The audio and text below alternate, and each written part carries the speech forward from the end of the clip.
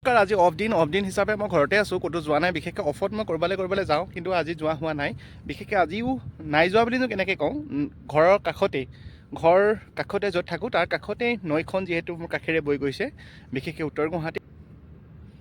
এয়া ছানছেট, আৰু ৰাতিপুৱা 5টা বজাত আহিলে মই ছানৰাইজো চাব পাৰোঁ।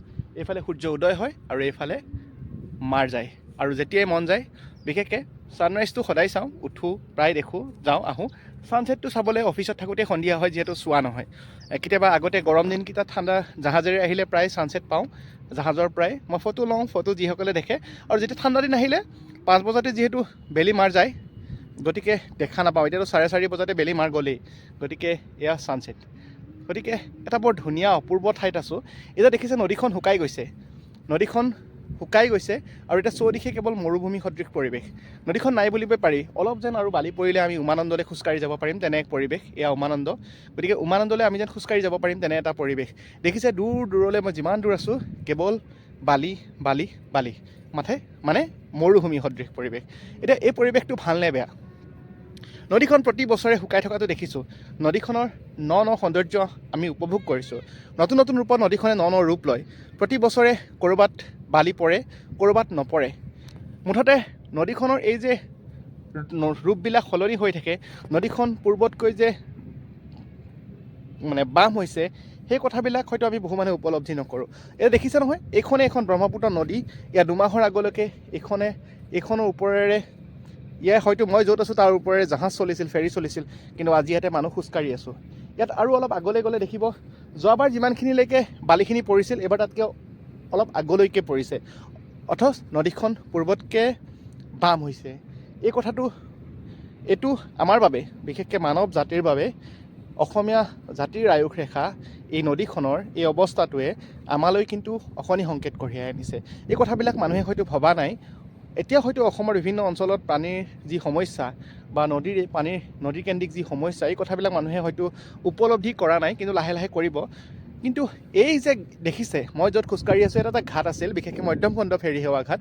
এই ঘাটটো এই নদীখন শুকাই যোৱাৰ বাবে ৰজাদুৱাৰলৈ লৈ যাবলগীয়া হৈছে। এই যে সামান্য আপোনালোকে দেখিছে, এই সামান্য যিখিনি আছে, এই লিকটো এইফালেদিয়ে জাহাজ চলাচল এতিয়া কৰি আছে। এয়া হৈছে নদীখনৰ ৰূপ।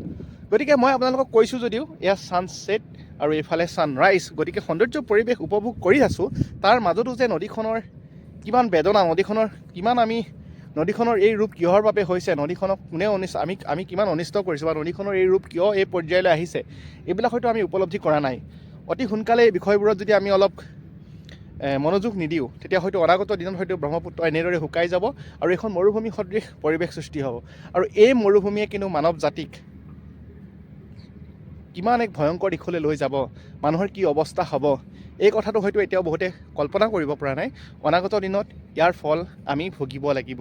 হয়তো বহুতে ক'ব জলবায়ু সংকট বা জলবায়ু পৰিৱৰ্তন, এই গোটেই বস্তুবিলাক বাবে অধিক দায়ী কিন্তু আমি মানুহবোৰেই। গতিকে এই কথাবিলাকো চাব লাগিব। তথাপিও কওঁ, এতিয়া আমিতো নদীখন শুকাই গৈছে, পানী কৰি দিব নোৱাৰোঁ, এই শুকাই যোৱাটো ৰোধ কৰিব নোৱাৰোঁ, কিন্তু আমি সৰু প্ৰচেষ্টাৰে আমি নদীখনক যাতে অপকাৰ নকৰোঁ কেতিয়াও, সেই কথাবিলাক আমি সাৱধান হ'ব পাৰোঁ। তথাপিও মই কওঁ, যিসকলে উত্তৰ গুৱাহাটীলৈ আহে, মোৰ ঘৰলৈ আহে কেতিয়াবা, তেওঁলোকক মই ৰাতিপুৱা ছানৰাইজ আৰু আবেলি ছানছেট এইদৰে কি সুন্দৰকৈ এইখিনি আপোনালোকক দেখুৱাবলৈ প্ৰয়াস কৰিম।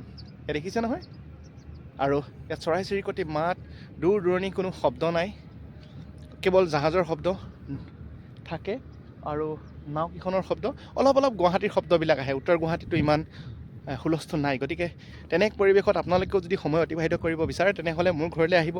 মই আপোনালোকক মোৰ ঘৰৰ কাষৰে আপুনি বৈ যোৱা নদীখনৰ এই অৱস্থাটো আপোনালোকক দেখুৱাম। তাৰ লগতে ইয়াত বেলি অস্ত্ৰ আৰু বেলি মাৰ যোৱা, বা বেলি অস্ত্ৰ যোৱা, বেলি মাৰ যোৱা, আৰু বেলি উদয় হোৱা, এই গোটেই দিশবিলাক আপোনালোকক দেখুৱাম। নিশ্চয় ভাল পাব। আৰু ডলফিন চাবলৈ মানুহে ইমান দূৰ যায়। মোৰ ঘৰৰ সন্মুখত ইয়াতে ৰখি থাকিলে আহি পেলাই আমি ডলফিন দেখা পাই থাকোঁ। আৰু ছানৰাইজ আৰু ছানছেটৰ কথাটো নকওঁৱেই, এই গোটেইবিলাক কথা ক'লোঁ। তাৰ উপৰিও গুৰুত্বপূৰ্ণ কথাখিনিও ক'লোঁ।